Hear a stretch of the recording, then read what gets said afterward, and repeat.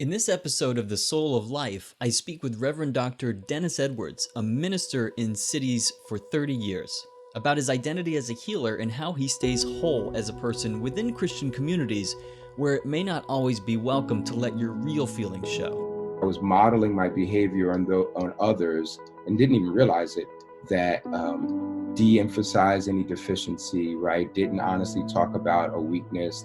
So you had to put a good face on things. The character Ned Flanders on The Simpsons is, I think, probably modeled after that. We talk about Black Lives Matter and the awakening of white people to the uncomfortable truth about the burden of fear and mistrust towards police that many Black Americans carry every day. And I'm trying to figure out why we look like a problem. What broke my heart is that the takeaway for her was that she realized, when I call the police officers for help, I should warn them that my children are Black. And how, in the traditions of John Lewis and Frederick Douglass, we must agitate and demand change, but that the mountain of racial and social injustice will not be lifted without love shining through our brokenness. Love, truth, these things that we see as virtues will carry the day, even though in the short run, they don't seem to get you ahead. Welcome to The Soul of Life.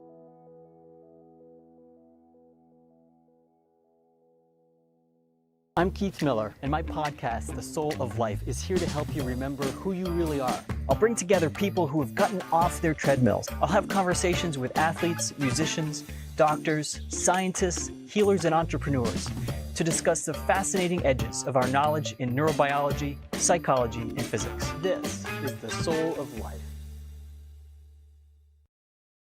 George Floyd was murdered a few weeks prior to my conversation with Reverend Doctor Dennis Edwards. I've been having conversations with my Black friends and colleagues when one of them asked me, "How do you know you're white?" And if you're a white person and you ask yourself this question, what happens for you? For me, there's this raw power in the question. It sort of instantly decomposed the way I might normally talk about my own racial identity. What I mean is, if I'm honest, I have no answer. The truth is, I don't have to think about my race for everyday activities like asking strangers for help or shopping. Or in my kids' school, I don't have to wonder if their teachers are seeing them as deserving of the best care and attention. So even during my very intentional conversation with Dennis about Black Lives Matter and his experience as a Black pastor in predominantly white churches, I wonder if some of my reframes, the way I added or amplified his statements, even though I was talking about agreeing with him, I wonder if it sounded like, or could sound like, I'm sort of invalidating the suffering of this moment. You've probably heard people respond to Black Lives Matter slogans. I remember this especially when the movement first started a few years ago, with saying their own slogan all lives matter. And at least now I think most of us hopefully are aware of how cutting that reframe is. It's like when if a good friend of yours says, I've got horrible news, my mother just passed away, and it's as if you respond to them and immediately and say, well, that reminds you of your mother dying, and sort of you shift the attention to your suffering, when in fact what your friend really needs is space. When we sympathize with someone, oftentimes we do this, we don't really go the extra distance. We're not really making space. We're kind of imagining how we are similar to that person. But empathy is a lot deeper than that. Empathy is a lot harder. And I have to admit, I'm struggling with that. And it's easy for me to do this maybe because going back to my original point, I don't know how I'm white. I mean, you'll have to decide. The other main part of my discussion with Dennis is about faith. Now, it's been years since I've spoken with Dennis, who officiated at our wedding, 20 years ago. Yikes, long time ago. And we got to know and love Dennis's family during our time on Capitol Hill. And when I looked him up, I found him teaching at North Park Seminary, teaching theology in Chicago. Dennis has been a pastor for 30 years. His wife is a social worker. And when I got a hold of Dennis, I told him I wanted to talk about his identity as a healer. You know, I shared my story about healer burnout, why I was starting this podcast, the whole medical ordeal I went through, and then, of course, being successfully treated for depression. But I also shared with him that my coming back to life led me to remember more of who I am. I wanted to connect to him as a person of faith. It seems to me that my coming back to life, the journey that I'm on and want to share with people is that I remembered who I am, and that in the most, and I'll say this in the most non-religious way possible, like I know now that I belong to God. And I don't even know what that really means.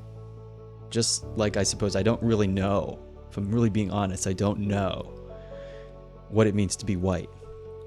I know that it's not about believing in a literal God for me, but it's about having a deep and abiding sense that I belong here. I belong in this world. I belong to others, with others. I belong in this universe for a reason. And that grounding, like without having to even think about it or wonder or doubt, it's just like grounding, that faith can let me relax in the uncertainty that comes up when someone asks me, how do you know you're white?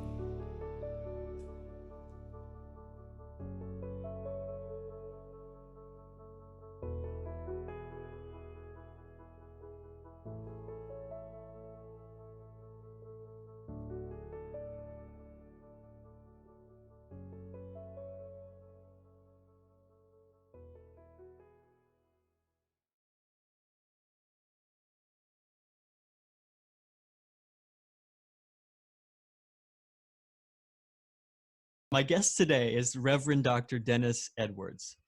Welcome, Dennis, to the Soul of Life. Keith, it really is good to be with you today. Thank you.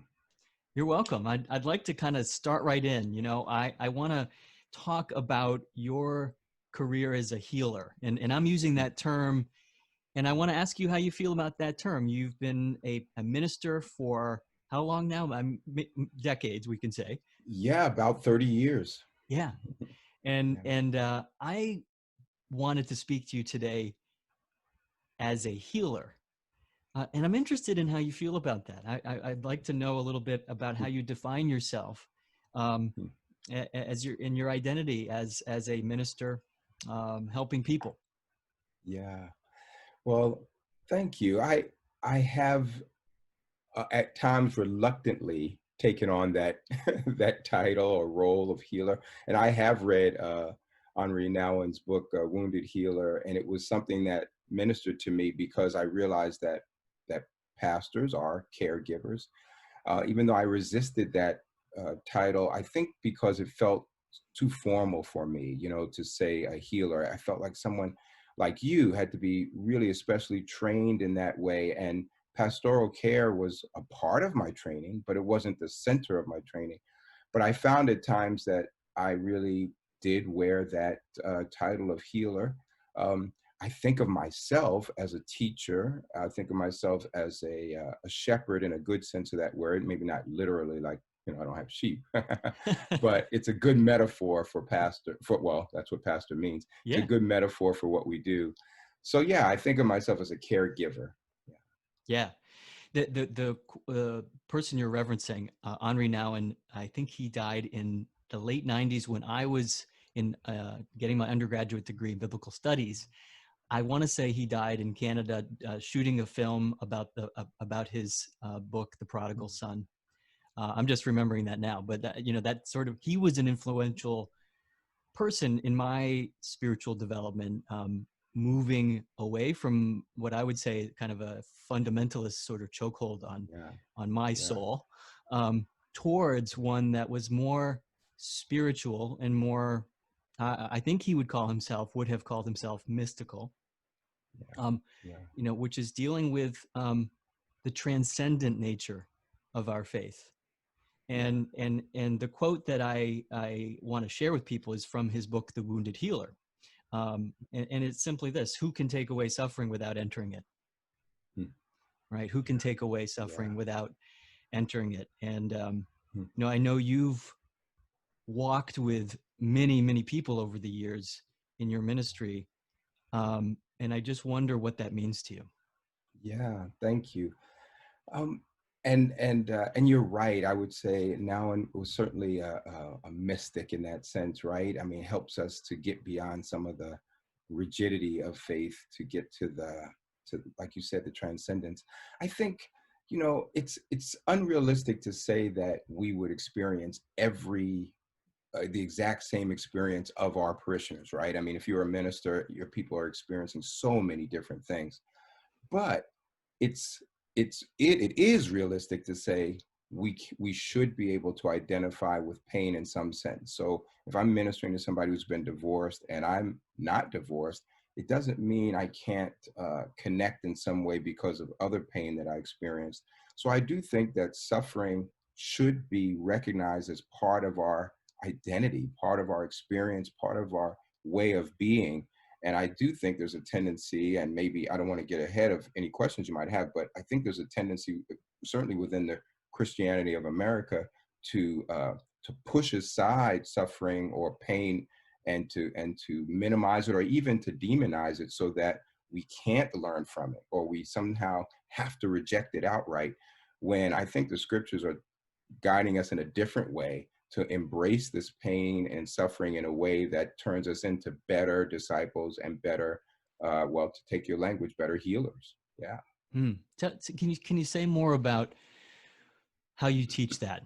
You teach at a Yeah. seminary, and so Yeah. you're preparing young men and women, I imagine, to Hmm. be Hmm. shepherds, as you put it, to be those Yeah.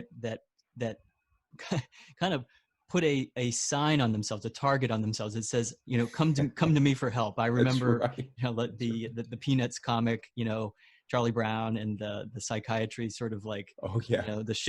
literally the shingle got hung out, and Oh like, yeah. Right.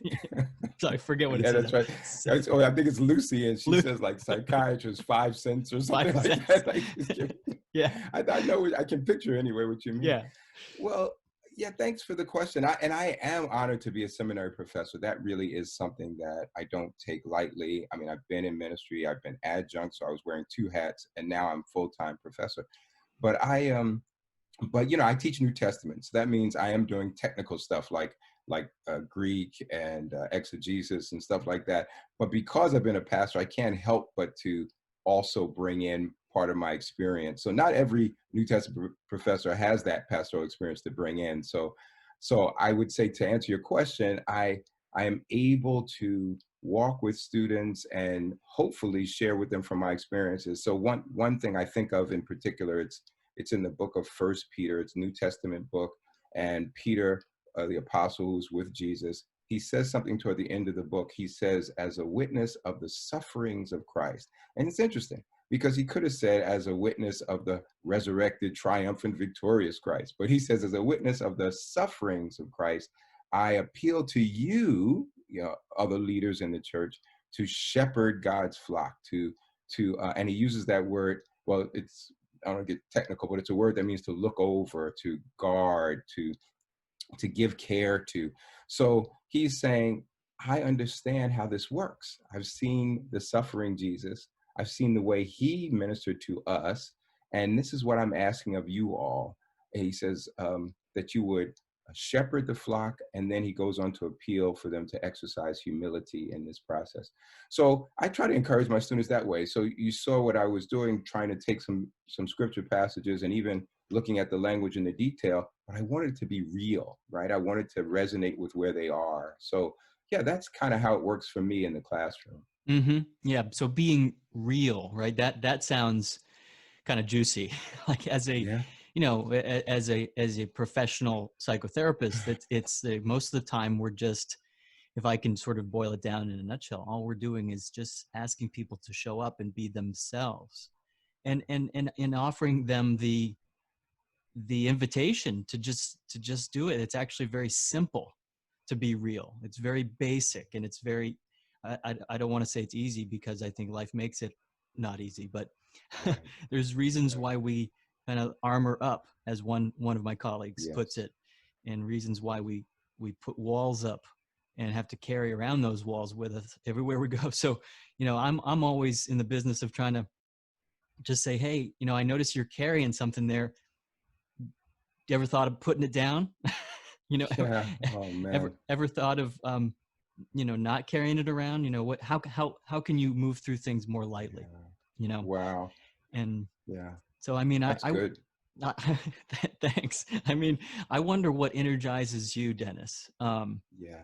Mm. Over these years, you mentioned that being in as a seminary professor, it's sort of a privilege. It is a privilege, right? I mean, you get to Yeah. be, you have the privilege, I would say, or I'm not sure what word you would use, but you have the luxury, or um, Mm-hmm. time. Yeah, I'm reading a Yeah. book called Timefulness right now. It's about Uh, geology, actually. It's fascinating. okay. And that reminds me, I do want to ask about how you got into this, because I know you have a science background. Um, but actually, let's do that. Why Okay. did you choose ministry? Sure. Yeah. Well, let me try to tie together some of these things because you've raised some really good points, and I appreciate that. For me, I was always interested in science as a kid. I would say really more so mathematics. I mean, math just made good sense to me. I like the logic of it. And in fact, there's a certain aesthetic beauty to watching a problem get solved. Whether that was in algebra, which was my favorite thing, algebra and trig, and then moving on to calculus. So I did that in high school, and I thought, I don't know what to do with my life. But for some reason, I didn't think about just majoring in math and being a researcher or something. I had a pragmatic side, and I also like chemistry, so I majored in chemical engineering. But along the way, I realized I wasn't as excited or juiced about that, even though I had some good internships and I finished up, got my degree. But I wound up becoming a teacher, a math and science teacher, and I found that the classroom fit me well. But along the way, I was burden. That sounds like a very Christian kind of a word, but because it can be a good thing to have a burden, it could be a bad thing, right? But it was a pressure that I felt that I was supposed to be doing something else with my life. And the long story short is that I pursued seminary education at the prompting of a pastor who felt like God really was calling me to ministry. I believed that, but I didn't know what ministry in that broad sense of the word might look like. So I assumed it meant pastoral ministry when I actually that ministry could have taken a lot of forms, and I find teaching to be one of them that resonates with me. But yeah, it was at the prompting of some others who were seeing in me some qualities that they thought God was using for me to work in the church in that way. So that transition happened for me, as a young guy in my 20s, and I moved from science teacher, math teacher to seminary student to pastor in that way. Do you still have any chemistry or science books on your nightstand at home? I mean, what are you reading to tickle your scientific Well, parts of you? that's actually an interesting question because I don't really as much. I mean, maybe an article from time to time, but I find myself not I'm neglecting that side of me in a way that it makes me feel badly. So you bring it up, and I feel kind of sad because I'm not. I'm sorry, man. Well, well, see, you therapists, you always ask these questions that make us, Shoot. get introspective and stuff. But the upside of it is I am interested. So when I see things with numbers and such, I'm not intimidated. I mean, I sit on Mm. some boards, and they'll bring out the spreadsheets, and one person said to me, "You're not intimidated by numbers." I said, "No, no, I have this math background, so that's been helpful." But I don't really read as much as I would like in terms of the more, say, theoretical things about science, or maybe even the connection of science and faith. Uh, but but I've got a lot of stuff I'm reading, so so it's Right, it's fair in enough. there, it's in my interest, It's but in the it's not mix. there, It's in the right? mix. I mean, that would be another conversation we'll have. I'm going to be having a guest on hopefully soon, who wrote a book about Einstein's work, and he's a That is science writer. interesting. And so, talking about the edges of both science and just reality. When Yeah. you're talking about um, entering into someone's suffering, right? Yeah.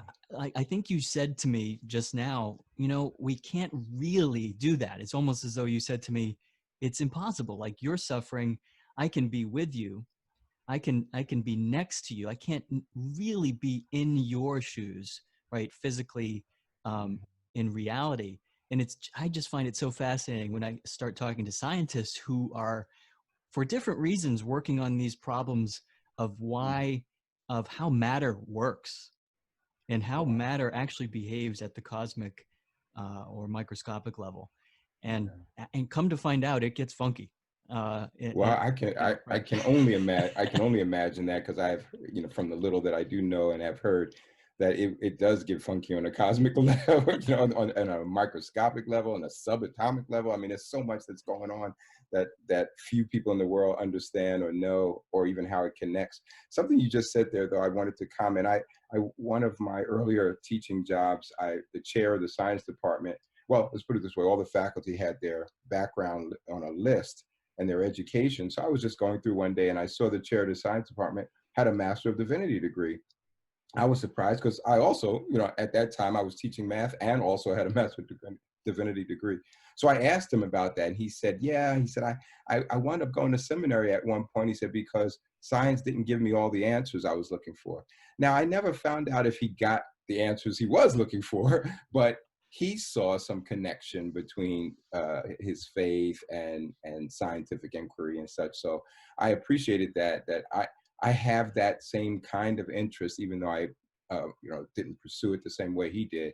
So yeah, thanks for bringing that up. I would like to listen to that person talk about Einstein. So Yeah, somehow to me it feels very much the same, and I don't think we have the words or the language to quite explain how they are the same, how teaching math or chemistry is really the same about talking about um, the suffering that you just referred to by quoting the New Testament.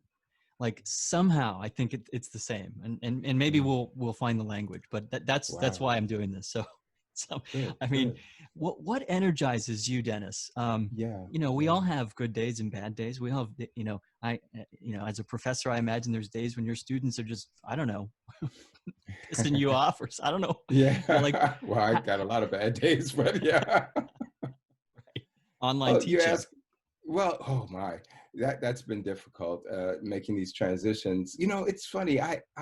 Some of my students are not that young, although there's sort of this image of folks who go to college and then go to seminary, and some do that. So I have a few, but a lot of them are like I was, second career people, or coming back to school, and some are 30s, 40s, 50s, and they're struggling to get back into an education rhythm when they didn't have it for a while, and so I find myself very sympathetic to those folks and really trying to be as sensitive as I can to what they're going through. But I find myself a lot of days frustrated. I mean, we talked earlier about being real, and I've been in ministry now, yes, for about 30 years, and there's always a constant pressure. I feel it anyway. I can't speak for others, but I have felt a constant pressure to have a good positive face on things, to be the cheerleader and to be the person that is trying to make everybody be up. I felt that for a while. I'm not saying I feel it now, but I felt that for a while and didn't know how to uh, just be myself and articulate that I'm not feeling that right now, and I'm not sure that even the circumstances require me to feel that way. But I felt this pressure that if you're not the most positive person in the room, then somehow you're letting people down. You couldn't be yourself. You couldn't articulate that. I'm finding myself way more honest as the years go by with how I'm feeling, and I'll say to people, I'm not feeling, you know X, or well, I shouldn't pick a math variable, right? I'll say Why I'm not? not feeling, yeah, right, okay. But you can pick that feeling, right? I'm not feeling so positive today, or something that I read or heard, or something on the news, or something in my family, or something is not going well, and I'm just going to tell you guys. And so I even start classes with checking in with students and say, hey, anybody want to share anything?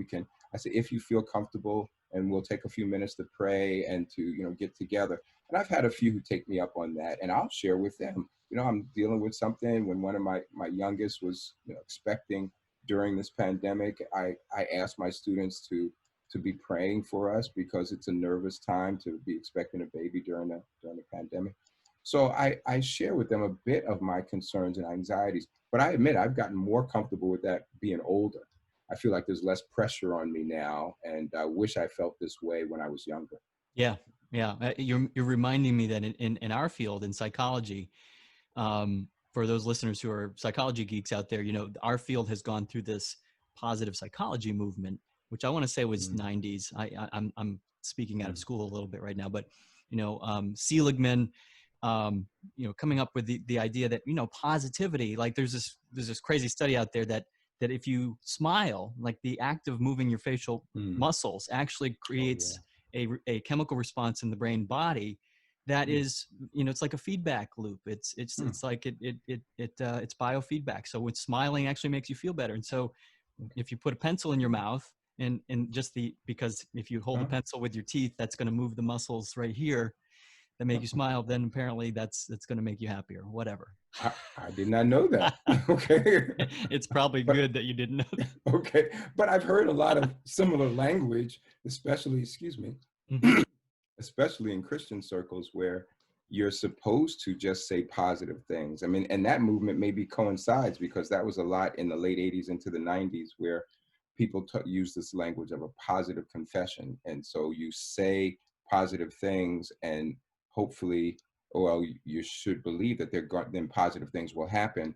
Um, I guess I'm not challenging people being optimistic and such. I mean, I don't know enough about this field, but I am saying that I have found better connection with people when I'm honest about how I'm feeling. Exactly. And that connection has helped them. So I'll say it Yes. that way. Yeah, no, that sounds so beautiful. And in fact, I'm happy we're happy we're over the happiness movement. I mean, right? No, Okay. but really we've now integrated a lot more and know a lot more, in fact, about how the brain works. And so we know, for example, that it requires energy to make yourself be positive. Whether you want to admit if you're a Simpsons fan or not, that's a question for you. But I am a Simpsons fan, and the character Ned Flanders on The Simpsons is, I think, probably modeled after that. Um, kind of Yes, the yes. okalie dokelie type of Yeah, thing. right, right. Just always positive, always doing well, always has a praise on his lips or something. Um, so yeah, we're talking about kind of being real and how actually whether we're talking about being real or broken or imperfect, all of those things are themes that people like Brene Brown, now very popular, but Hmm. it's coming out of really the research in the brain and finding out, oh, actually when we are able to be ourselves, and all these emotions have a purpose, even ones we don't like, they have a purpose. And so when we let them, Yeah, when we give them a place at the table, they usually become good guests at the table, more or less. that's So good. That's good. um, I like that. I wanted to ask you about Black Lives Matter and the explosion of interest, which to me has been so heartening since the horrific murder of George Floyd. It seems to me that, Dennis, it's an opportunity. It's an opportunity for growth in our collective understanding of how we have these implicit beliefs about race. All of us do, that need to be discussed and absorbed, at deeper levels than we've been doing before. It's like we've been getting by with this anemic diet. Like, we have a black president and we think that's it. That's Yeah, all, yeah, good enough. That's it. Close the book on this thing. that's Um, right. and so it's like we're being forced to look at our diet, Yeah. how much we are absorbing in our implicit beliefs. I heard one story that I want to relate to you and share with people that I heard reported on the radio. And I wonder how you would respond to this story if somebody in your community had something like this. And I know you and I know Mm, a person who passed away this year who that's who this story reminds me of, a woman who's yeah. was white, married to a black man, their children are black. Mm, yeah. And this story just wrenched my heart. It immediately brought tears to my eyes. So a white woman was talking about how she takes it for granted that when you're white, you call the police for help, you know, and that's a good thing, right? I think we could all agree. One night her husband was away, and she was home alone with the kids. She heard a noise in the backyard, and she was frightened. This wasn't a good noise. This didn't sound good to her, and so she called the police, and they came, and they went into the backyard and checked it out, and everything was fine there. They came around to the front door and knocked and asked, ma'am, is it okay if we come in and look around? They were just being nice. They wanted to make sure everything was okay in the house, but they came in with guns drawn. Mm. And, things are moving fast, I imagine, for this Yeah. woman as she's recounting the Yeah. story. So she says, yes, of course, come on in. And they're just trying to be helpful. So they look around and didn't find anybody, no sign of forced entry or anything. And so they left. And as this woman was kind of like coming down from all the excitement and adrenaline, I imagine maybe her pulse was coming down, like a wave of terror swept over her. She realized for the first time her mistake was that she didn't tell the officers that her children do not look like her. She had adopted Mm. two, Mm. two children that were black, and that she had two children of her own with her husband that were white. Mm. Mm. And they were home in the house. And if her young black teenage son had darted across the house as these officers were looking for Yes. someone bad, they Yeah. could have unloaded their guns into her family. And so what broke my heart is that the takeaway for her was that she realized, oh, when I call the police officers for help, I should warn them that my children are black. And I don't have words. I don't have words. What reactions do you have when you hear a story like this? Yeah. I do. Well, on the one hand, I appreciate this woman's sensitivity and realization to the way things are in the world. I think the other part is that I think there's a fair number of white people who don't think it's an issue at all. And that's the part that really annoys me. My own kids, who are all over 30, they say, we don't call the police. I mean, why would we call the police? They see no reason to invite the police into their world. We've had some frustrating situations. I won't give all the details because one of them is going to face litigation. But I mean, I had my son-in-law pulled over, I'll just say that way, for apparently failing to use his turn signal, and he was surrounded by several cop cars and um, taken out of the car, arrested, and you think, I thought this was the kind of thing you get a ticket for if he indeed violated the law in that way. But they escalated the situation. My I have there's too many stories, but I don't want it to just be a series of anecdotes. I want to give the impression that even when we don't have a dangerous encounter with the police, like this one could have become, there's always a fear that we're going to be suspected of something, even though we didn't do anything. I mean, I've been followed in the store, and now as I get older, I might be seen as less of a threat. But when I was a younger guy, yeah, I was pulled over. I got police surrounding me when I was going into my apartment in Brooklyn, New York. And I'm trying to figure out, like, why we look like a problem, and so I have had, so that's been a frustrating point, but I'm sympathetic to this woman's situation, but I sometimes feel like when white people become aware that this is an issue, that they can become sympathetic, which I appreciate, but then it stops there. They're not seeing that it's a something that is like wrong with our society that needs to be fixed. Right, Yeah. right.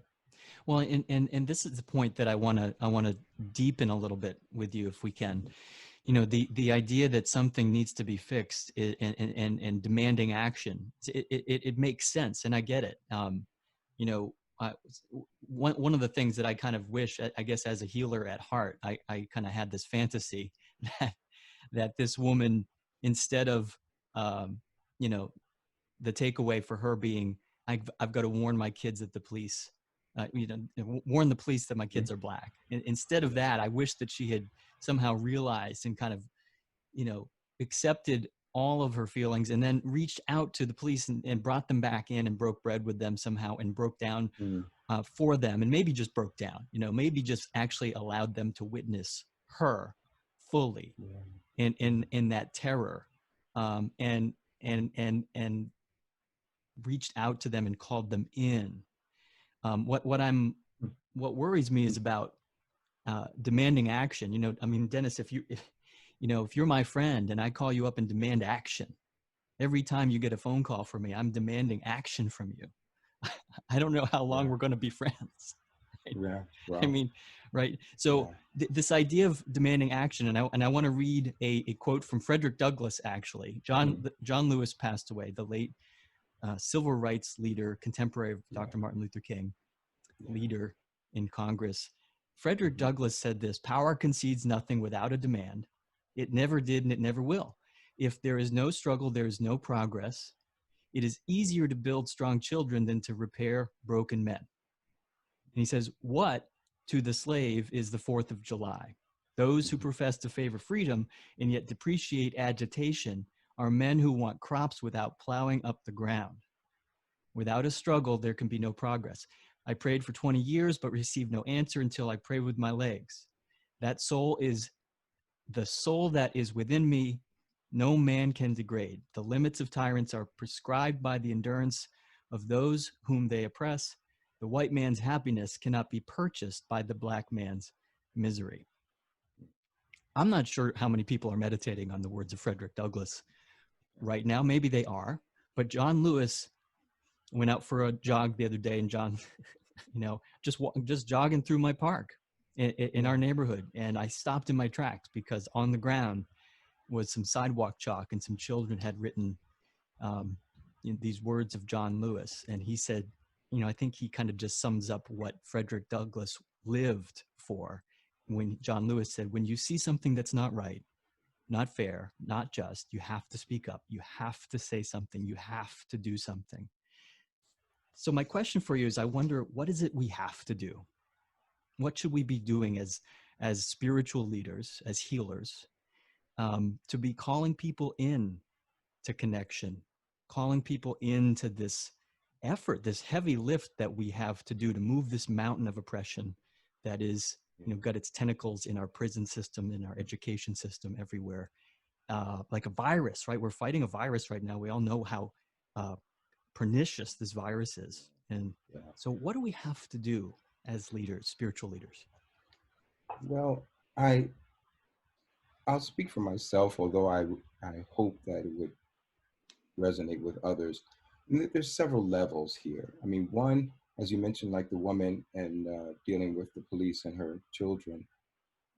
There's an interpersonal level, right? There is a friendship level. There's a neighbor level, and it's right, it's godly, it's authentic to want to build good relationship with one's neighbors across whatever divides there may be, race, income, whatever.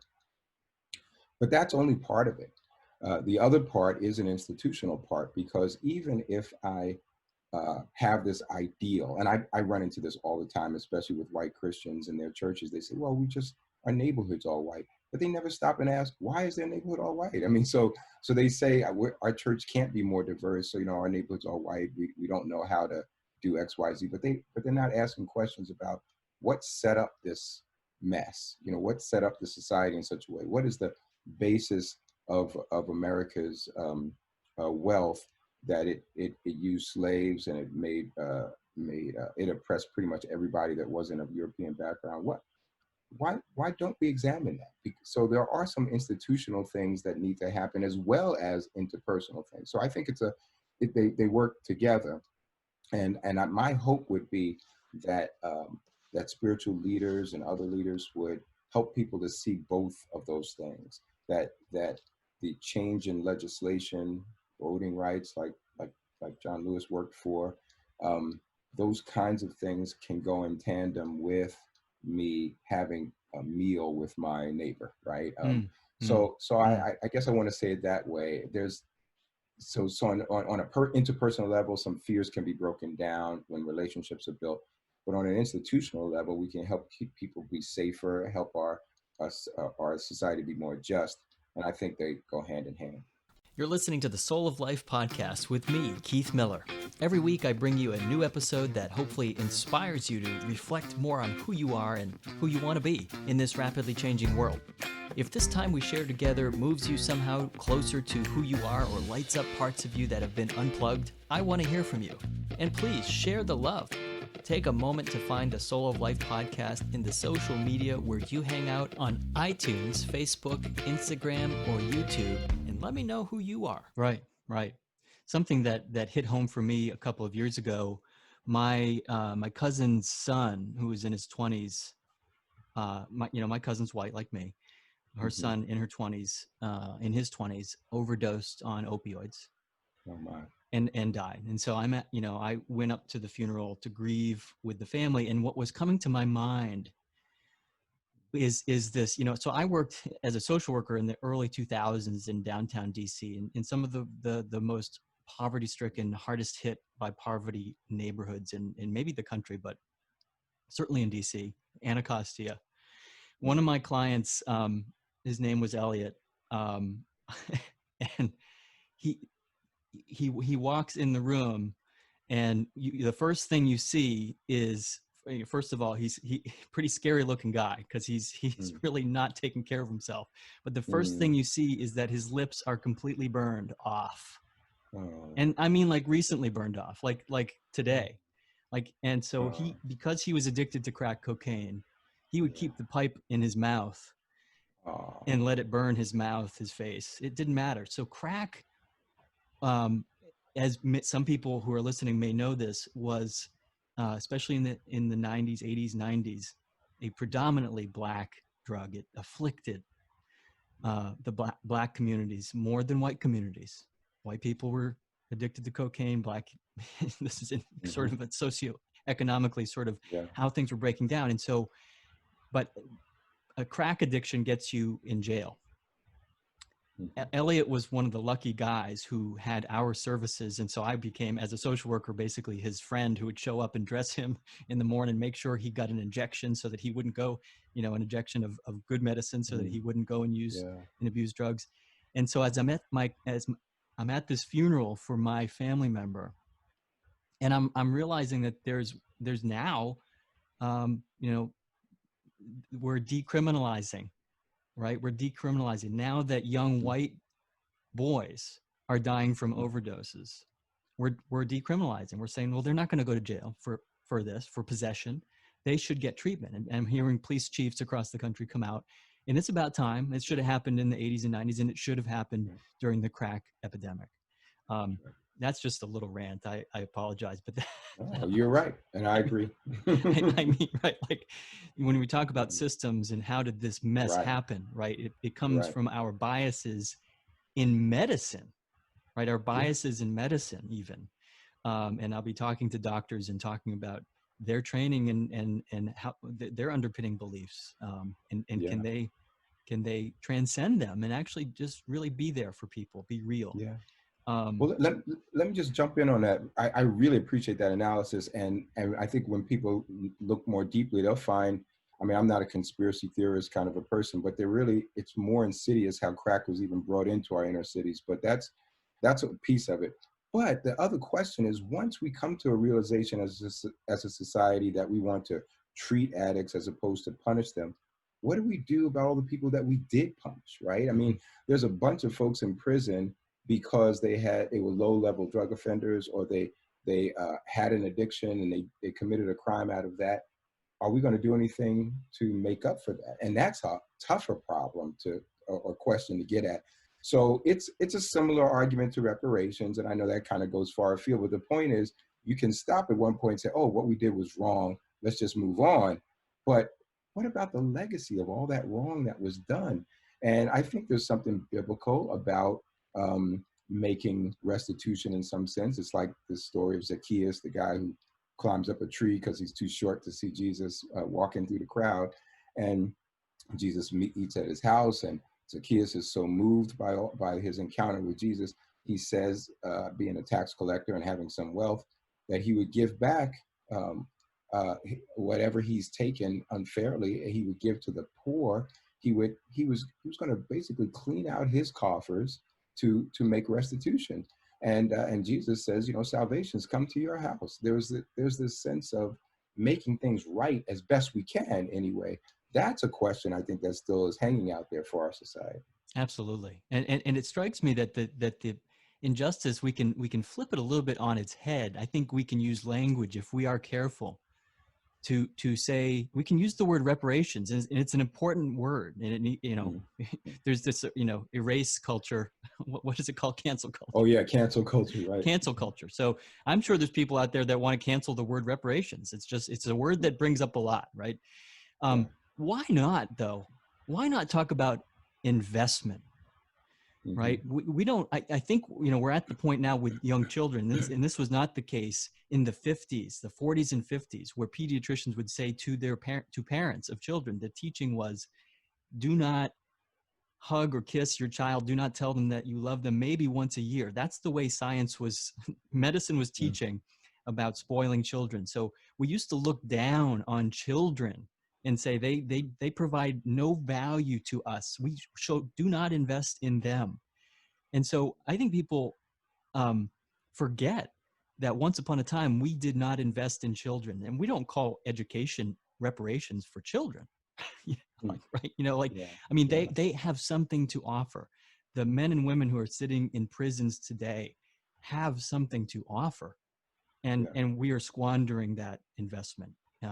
We're not investing, and they deserve it. But that's a social worker talking. If a social worker could rule the world, we would have an academy. Prisons would be academies, and we would actually. Well, I'll put a little plug for my school, because I teach at North Park Theological Seminary, and we have a program called the School of Restorative Arts in a prison. It's been getting a lot of attention, unfortunately, because of the pandemic. Things are in disarray, but it's been a wonderful program of seeing, in this case, men who are excited about faith, and it's excited about learning, excited about getting a degree, and watching how their lives definitely have something to contribute to our society, whether we see it or not at first. That sounds great. No, that's amazing. No, and if there's any way for us to put a link to that on the show website, or just a link to what you're doing at the seminary, I think that would be something of interest for people. Awesome. One final question, I guess, and I guess because of who I am, and what I've learned about myself, especially over this past year, going through what I would call a burnout myself, and in ways that you're not able to see it yourself. It's like a fish in the water. You don't really see that you're burned out until suddenly things around you aren't looking familiar. So I went through this process of finding myself and really who I am. I wonder, who I am is somebody who goes deep. So, and I want to go deep with you on this. Like, what is it, do you think, about what stops us from breaking down more, from breaking ourselves down when we're around people in power? It seems like we, especially I'm hearing from political leaders, who frankly I'm cheering for them to make noise and to agitate and say, we've got to change these things. Like Frederick Douglass said, we've got to make the noise, bring the noise, right? And so I'm cheering for those people. At the other hand, I'm grieving because I'm not hearing about how do we do this in such a way that we do not set up more oppression. In other words, as a marriage counselor, very, very common principle, and it's a rule of thumb that gets me out of trouble almost all the time with people in conflict. It's teaching this idea that you can stand up for yourself without putting anybody down. So I don't have to focus on you if I'm angry, if I'm aggrieved by something, if I need something. I don't have to push on you or to pull myself up. I can stand up in lots of ways and with people around me without putting you down. Can you speak to this? Well, why is Wow. Well, that's I, I'll speak to it a little bit from from my experience, but you're more the expert because of that your background and training. But we don't have as a society some very good models on this, right? We have, unfortunately, even in our political leadership, we have got to we hear our leaders say have to demonize the other party to establish their own voice, and rather than letting certain actions be carried by facts and data and such.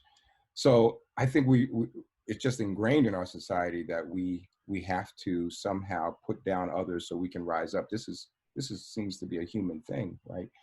But I think you're right in that if we follow the way of Jesus, there's something that we see in Jesus that he says and does that demonstrates um, that love, truth, these things that we see as virtues, will carry the day, even though in the short run they don't seem to get you ahead. I mean, Jesus was crucified, right? So, but there's a resurrection, there's a change, there's a turn.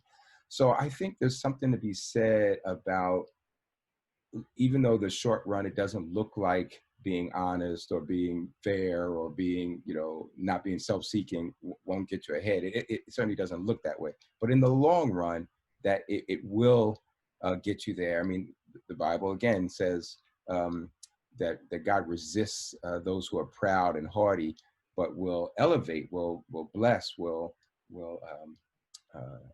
honor those who are humble. So there's a sense that there's a turnaround, and that kind of turnaround is all throughout the Bible, actually. So I don't know. I guess I don't have good advice or strategy on how one does that, but I do want to say that I do think it matters in the long run. I'm fishing for the right words because I'm realizing that for me, it took a while to learn that, because I was modeling my behavior on others and didn't even realize it, that de-emphasize any deficiency, right? Didn't honestly talk about a weakness. So you had to put a good face on things, and I didn't feel good doing that, but I thought that's what one was supposed to do. And then I realized, if I just be Dennis, and I struggled to be Dennis. I mean, I had to get my years of therapy and deal with enough counsel to find that it's okay to be Dennis. And in being Dennis, I can expect God to handle the difficulties, to help me handle the difficulties that come my way. So it's probably a longer answer than you were asking, but that's the way my mind was working this out. So. It's really it's beautiful. No, to hear you say that, it means a lot. Especially in African American community, it took us a long time, and I still think there's a stigma against mental health resources. So, at least in the Christian community, and maybe even beyond that, that somehow prayer by itself is sufficient when it doesn't necessarily do all that we needed to do in terms of the self-examination, the healing, all that takes place. Prayer is part of it for sure, but I think that we need to be more comfortable with getting therapeutic resources. Can you say more about that? Why do you think it is?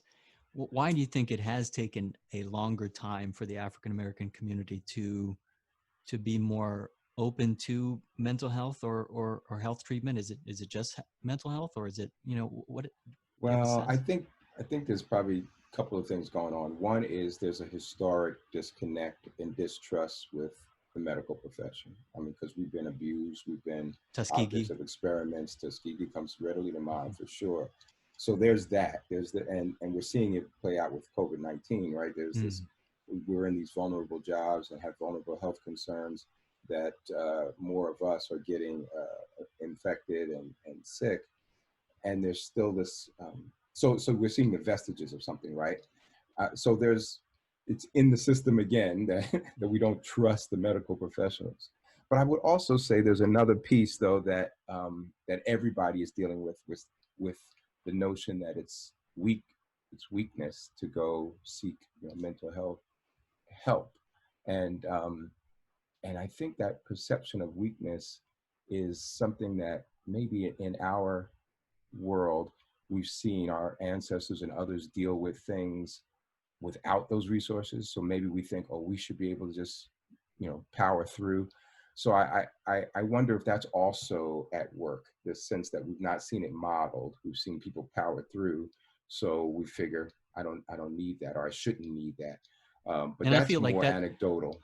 I feel like that's cross-cultural in many ways too, because Yeah, if we go yeah. back to whether it's the Puritans or the cowboys Hmm. in the West, like, the Hmm. John Wayne stereotype, it's leave me the hell alone, I'm fine. Yeah, good Um, point. Good point. You're right. You're so, right. That's but probably is universal. Yeah. but because I mean, I guess we had it. Everyone had it tough at a certain point. But Yeah. Yeah.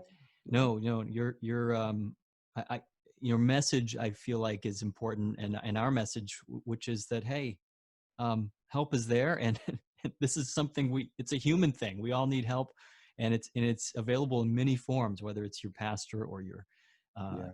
somebody that your family, uh, just having more contact with one another, especially Yeah. during this time. I just so admire what you're doing, and how you're doing it. I've moved a long way away from maybe what our friend Kurt Thompson, who I interviewed, Oh yeah. would call the biblical narrative. I really, it's not Mm, front and center in my life anymore for different reasons, and mm, that would be an interesting conversation for us another time. okay. But I just so I just love who you are, Dennis, and really Thank you, appreciate Keith. what you are bringing to the people's lives that you're touching, and to everyone. So thank you for Well, sharing thank that with you. us here.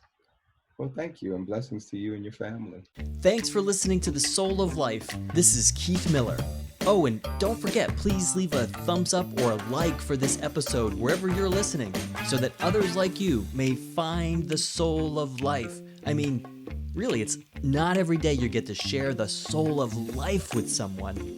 Okay, so you can post a comment or question on souloflifeshow.com. I'd love to hear from you, and please subscribe now to get the next episode. I look forward to sharing more of my soul of life with you. I like it, and it's not harsh to my eardrum. All right, I will go.